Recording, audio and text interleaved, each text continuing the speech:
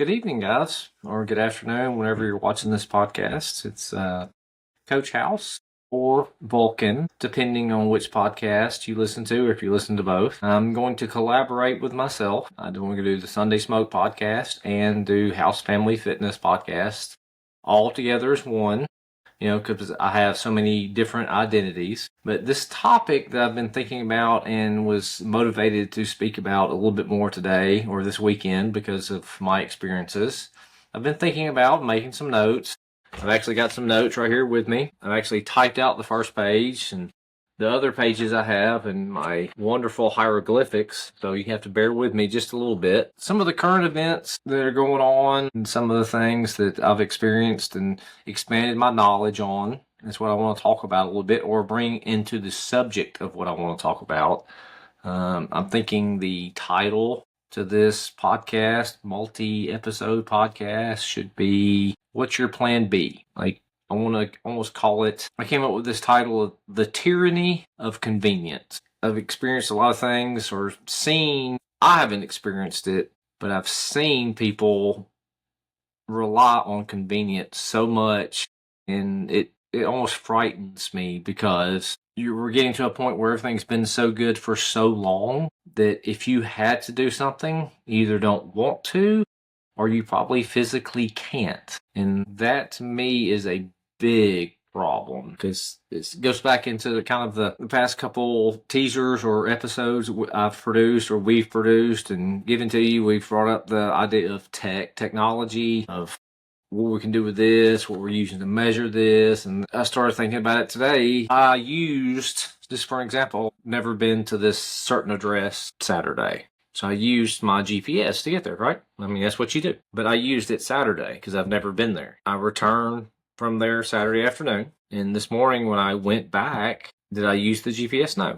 Because I've seen it, experienced it. I'm different than I would think most now. When I do plug something into my GPS, it's not when I get into the car to leave. It is when the day before or the morning before, the afternoon before, I'll actually pull it up and I'll look at the map. And I will look at the turns. I will look at the major intersections. I will look at the major roads I'm going to be on. I know which direction I'm going on. I'll get into some of the details maybe when this is just the beginning of the podcast, kind of a brainstorming thing. I'm just going to put maybe this little teaser out. If I'm outside, I almost always know which direction is north, south, east, and west without using my phone. Now, I have been in some situations where I've been out in the middle of the woods in a new place I've never seen. It was cloud cover. I did not have an orientation before I left, and I learned my lesson, and we got off path. So this is like an accumulation of different experiences I've had, and then I just completed, this is what really stirred me up this afternoon, or this evening. I just completed the Wilderness First Aid course at Valkyrie Austere Medical Solutions. Shout out to AJ or Aaron Jameson. If you're one of the guys that run trails with us, you know him very well. He's our medical guy that hangs out and fixes all your busted up feet, scraped knees, all that stuff. Or if we have a bigger emergency, he's the guy. He is a paramedic. So let's do a little teaser, a little brainstorming ideas here. I think we're actually have reached out. I don't think, I know. Aaron and I actually talked a little bit about today because he's doing a podcast and he's doing a thing he's calling with his medical solutions company. He's talking about, it's like he's got a thing going on right now. If you were in the small, it's called Get to the Fight. It means, are you prepared to get to the fight? In his world, it's a little bit different than my world. We're not going to the fight. We can plug in what the fight is. The fight is to continue living, continue surviving. In some of his world, some of his people that he deals with, it's to help people or get to the fight, to protect people. He deals with a lot of police, fire, first responders. You plug it in. You know, I'm saying a lot because I'm thinking, and this, like I said, this is a brainstorming thing. I just want to put this out. I'm making this recording. I will do some editing on it. Maybe, you know me. I go with it. I use this great software, Riverside, of course, and used to go just live, but now I'll look at it, refine it, get rid of some of the pauses. So This is probably one of those pauses that goes away, but I'm going to use my notes just because my brain's going really fast right now. I just want to get some of this stuff down. So the thing about the tyranny of convenience, I don't know how to explain this even better. I'm not one of the great generation. Guy was born in the 70s. I didn't have all this technology we have now. Didn't grow up with it. I've seen it emerge. But this is Coach House. As most people know me, I drive a school bus. So I get to see the next generation or the offspring of the generation and their reliance on the technology. But the only thing that I don't have anything against technology, convenience is great. I love convenience. I use convenience.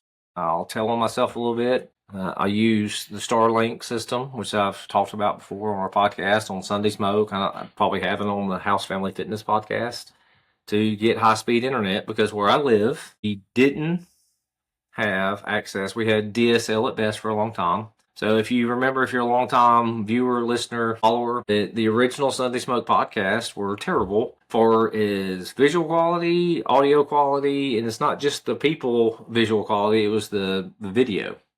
Because I had it was AT&T Uverse, just because where I live in a sparsely populated area, low density population, so there was no need to have high speed internet. So then I went with the Starlink, and it's like world changed. Like I can make these videos, I can upload in high definition, and we just get used to that, right? Well, since I've been such a long time listener, shout out to Elon. Some people love him, some people hate him. I love the guy because he throws all of his billions of dollars, which is controversial, but at technology. He's making all these satellites. There's good, bad, pros, cons, whatever you want to look at, but he's out there trying to do it.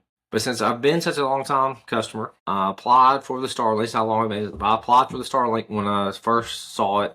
It was not available in this area because it was so new, and it was first on the list, first to get it. So I waited, I don't know, 16, 18 months before I could get the Starlink here because the service was not available because they was putting the units up.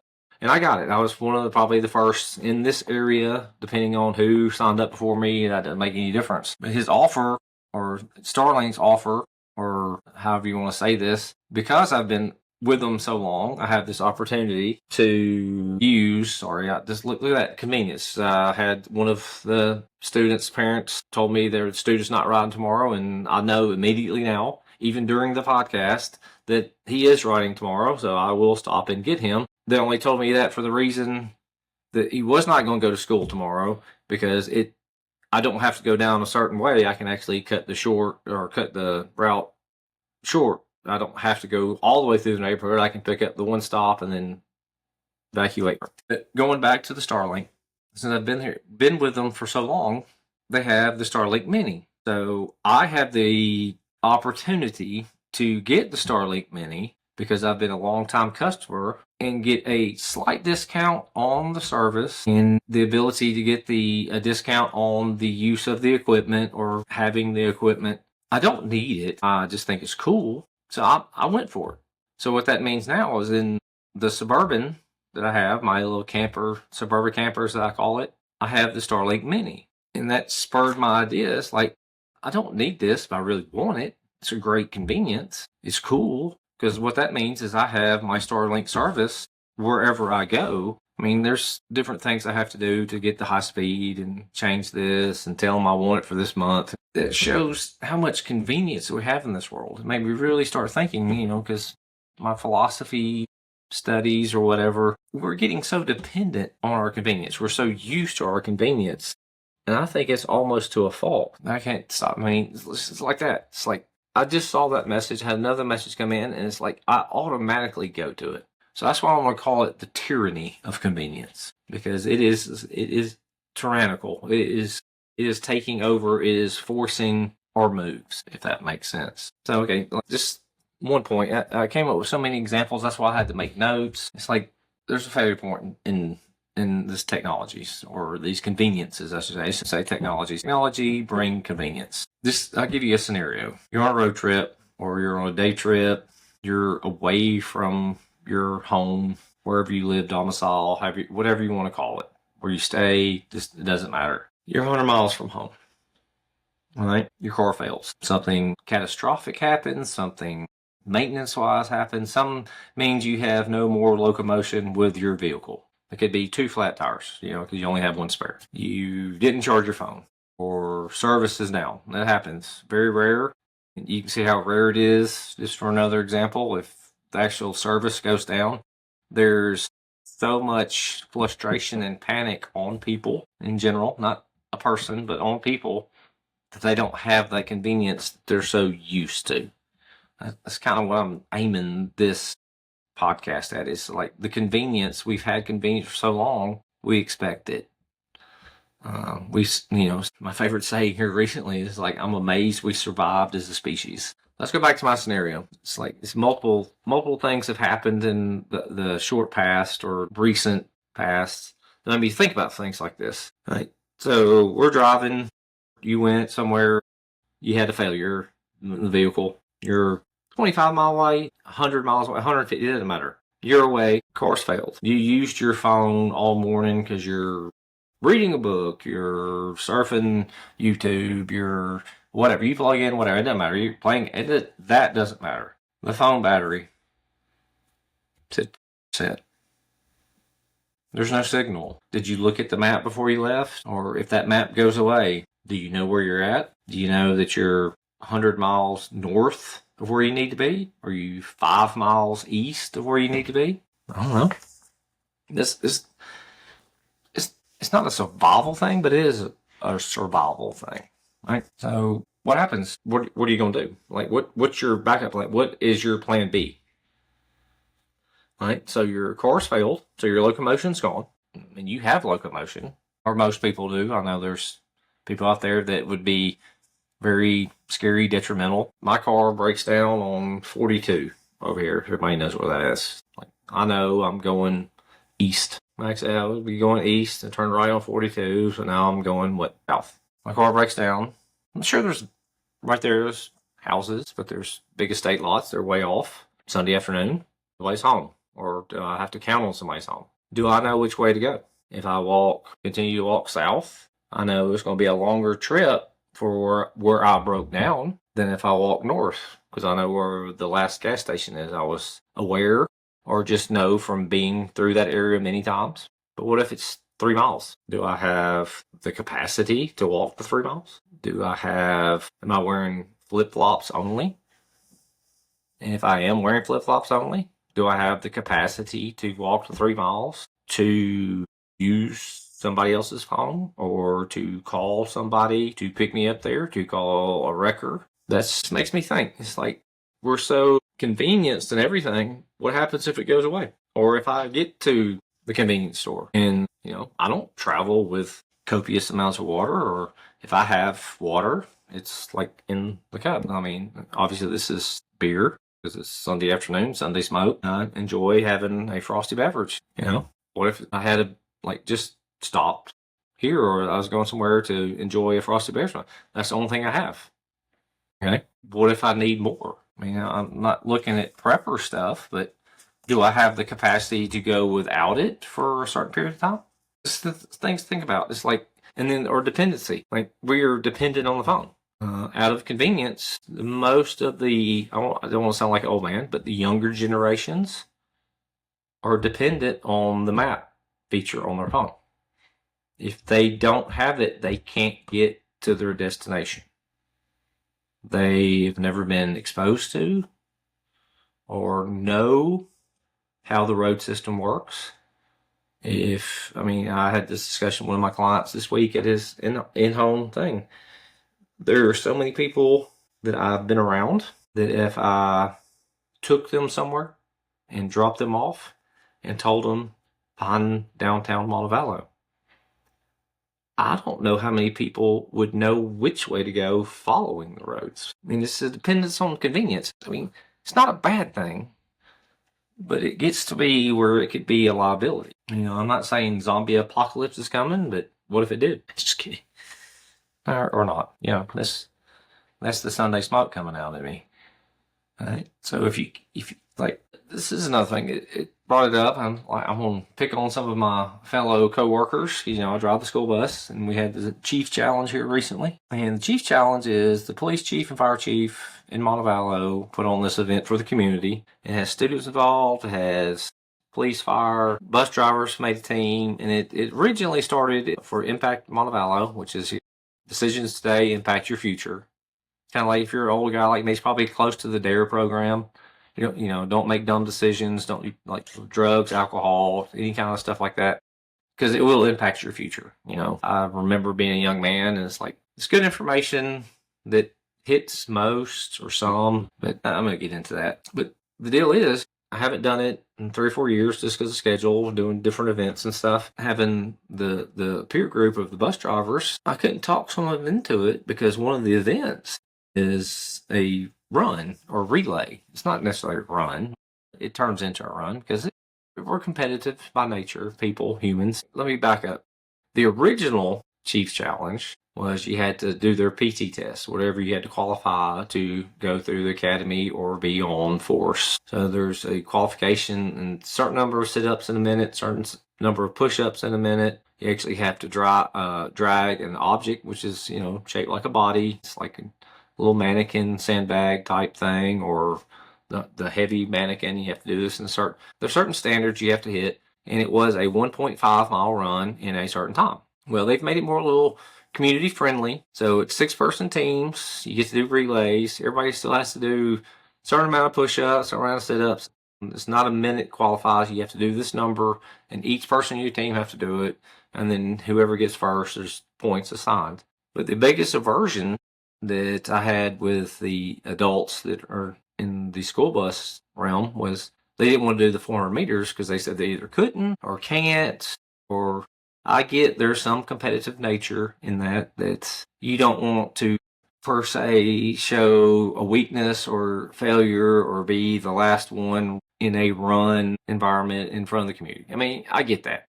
You don't want to be that guy. But the amount of aversion are the people that couldn't or wouldn't do 400 meters. I mean, 400 meters is one lap around the track. It's like, that's not even a base of fitness in my mind. It's like, if you have to go 400 meters, I'm not saying you have to do it in 90 seconds. I don't say you have to do it in 2 minutes, but just the fact that you should be able to do it and still be able to function and do something else. And that was probably the first thing that spurred me on this path of doing this podcast about what's your plan B. Because if you're broken, your vehicle's broken down halfway here for Columbiana, and you don't have communication. I mean, there's a lot of things, ifs, ands, or buts. All this falls into place. What are you going to do? What happens to you? If you can't, say, go 400 meters, you're in trouble. And that's scary to me.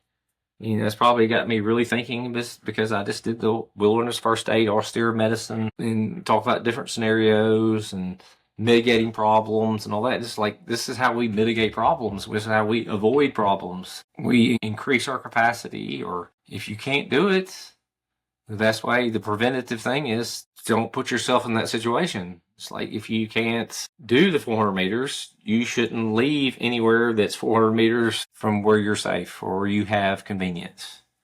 Or this, whatever. I don't know, convenience is a good word for that. And I've got some other things I thought about, here's some house family fitness things. It's like, hey, it's like, if this touches a thought or a fear, not a fear, makes you start thinking. It's like, wow, that's a good idea, Coach or Vulcan. Here's some ideas. It's like, hey, let me start working on this. And like, here, first idea I came up was like, okay, well, let's do a 3-mile ruck challenge. It's like, let's figure out a controlled environment. It's like maybe a track, or at the park, Veterans or War Park or Stevens Park. Anything has a known distance so you can get 3 miles, or we can do it for time. It's like, we can say, I have to walk an hour. It's probably a better way. So like, that way you don't have to have a distance thing. And let's say, this is what I usually carry.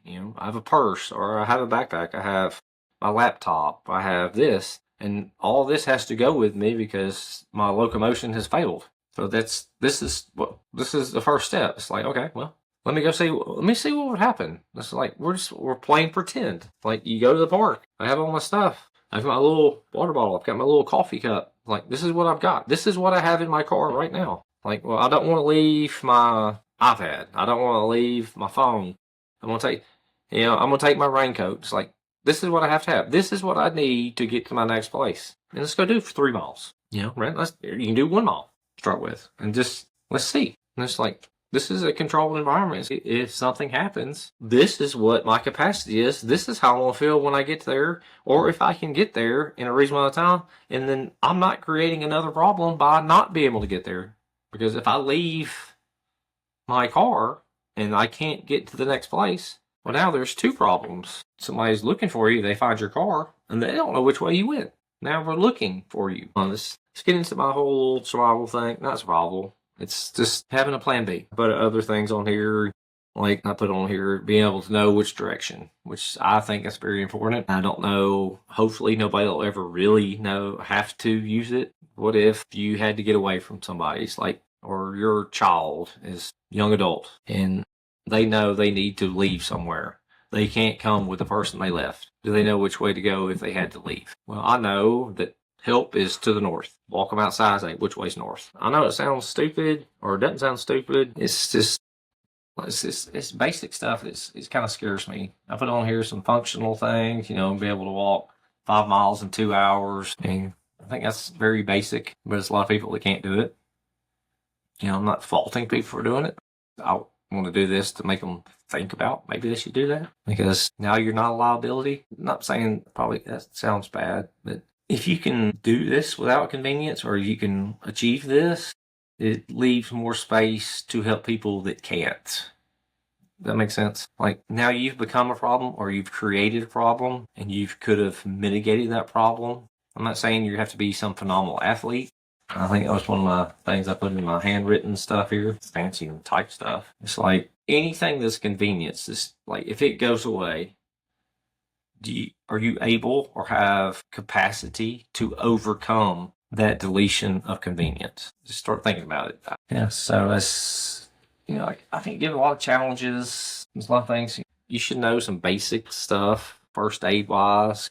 If you hurt yourself when you leave the car, can you fix that to keep going, to prevent it getting worse? It's getting my head going just from doing the first aid class. I just did 16 hours of first aid, or in austere environments, and figuring out what you have available that you brought with you planning ahead, or if you didn't bring with you. I just want to touch base with everybody on that. I've talked a long time. We'll see how much of this I actually use. I think it'd be a great thing. I'm saying a lot tonight. I'm very aware of that. I will see it when I do the replay. That's one thing. I think that's one thing we talked about. You should be critical on yourself sometimes. You should kind of look back and say, where I messed up. How can I make this better? Not for just you, for everybody around you. It's like have this capacity, or I keep saying capacity, but it's like I have the ability to do this. And if I don't, then I become a slight burden on somebody else. So now I'm taking away their convenience, or their ability to do what they need to do, or their ability to continue on with what they're doing, if that makes sense. I hope this kind of maybe hits home with somebody. I could say one of those cliche things. Everybody says, well, one day I'll be able to do that. Well, let's flip that to today is day one. I mean, not one day, but day one. If you start thinking about these little things, you could do another little test for yourself. It's like, don't use your phone for a day. Don't use your GPS. Can you navigate somewhere you haven't been just by knowing how everything works, or which way it's north? Okay, it's north of here. I don't necessarily need to know what the numbers on the roads mean, because it'll say I-65 north. I know it's north or south because it's an odd number. I'm not saying you have to know that. It's good information. Makes a little grid system. So if you're in somewhere you don't know, if it's odd, goes north and south. If it's even, goes east and west. Things like that. I don't know. I just want to touch base with people. All right. Until we talk again, or I have somebody with me, or I see you on the street. Peace.